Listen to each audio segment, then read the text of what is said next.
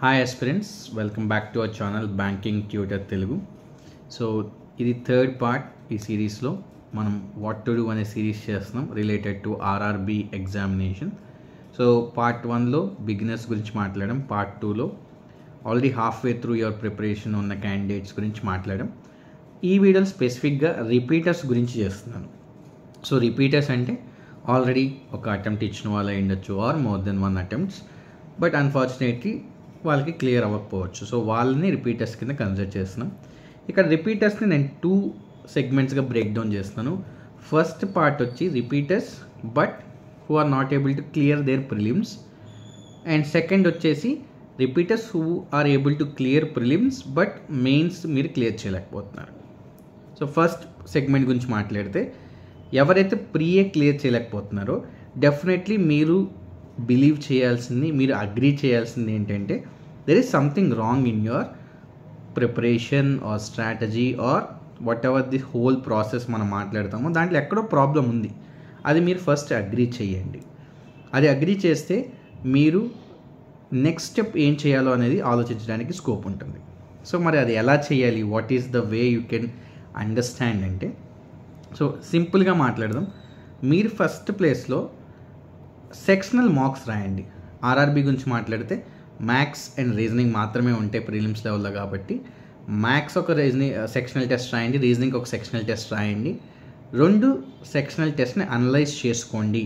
So given 20 or 25 మినిట్స్లో మీకు already syllabus complete అయిపోయింది, అంత నాలెడ్జ్ ఉంది, ఆల్రెడీ చదువున్నారు, కానీ మీకు ఎంత స్కోర్ వస్తుంది given in that sectional mark, A subject మీరు బాగా పర్ఫామ్ చేస్తున్నారు, ఏ సబ్జెక్ట్లో మీరు ఎక్కువ టైం తీసుకుంటున్నారు, ఏ సబ్జెక్ట్లో మీరు టైం తీసుకున్నా కూడా రాంగ్ చేస్తున్నారు, టైం తీసుకొని కూడా అసలు ఆన్సర్ చేయలేకపోతున్నారు, ఆ బిట్ తెలిసినా ఆ టాపిక్ తెలిసినా ఏది అటెంప్ట్ చేయలేకపోతున్నారు. ఇన్ని డిఫరెంట్ సెగ్మెంటేషన్స్గా మీరు అనలైజ్ చేసుకోవాలి. సింపుల్ అనాలిసిస్ కాదు, రాంగ్ ఏంటి, ఏది మిస్ చేసాం, ఏది కరెక్ట్ చేసాం, అలా కాదు.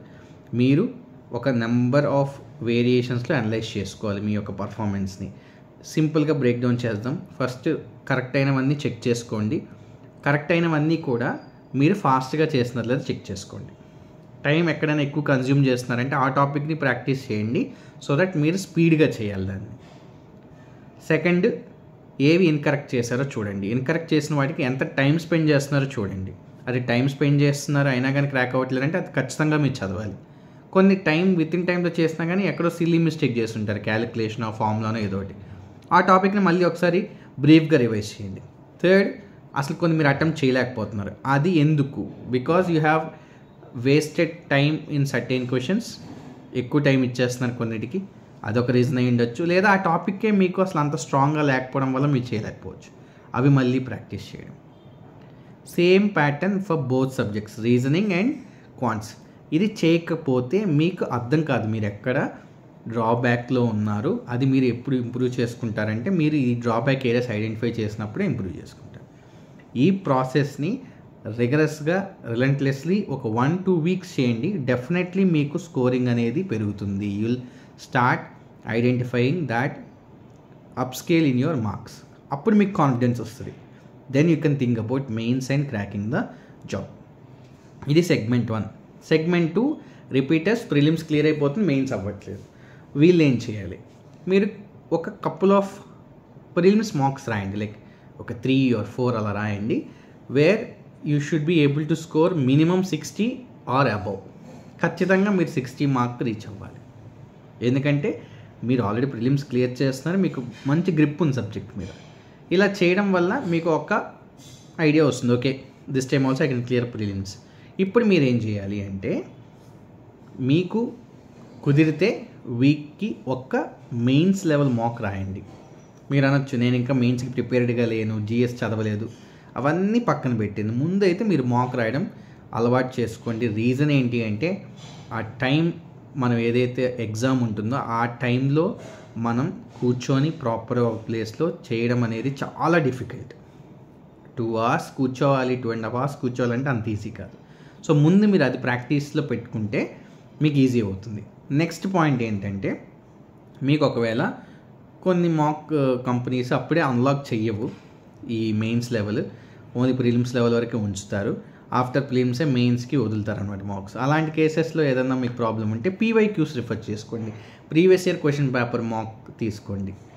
మన 2024 కానీ 23 కానీ 22 కానీ లాస్ట్ ఒక 3 years వరకు అవి అటెంప్ట్ చేయండి.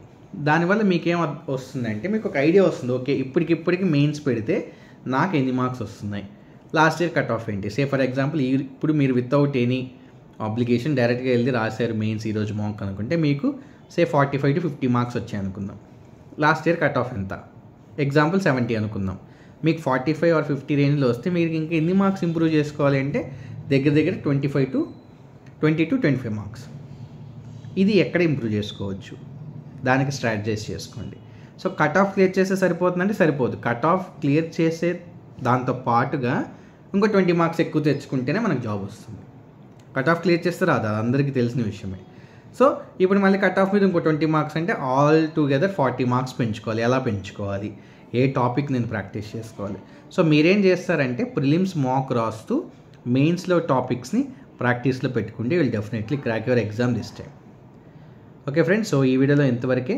Please share with your co-aspirants as well. I hope you like this video.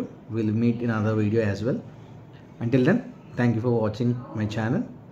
Please like, share and subscribe to Banking Tutor Telugu. All the best.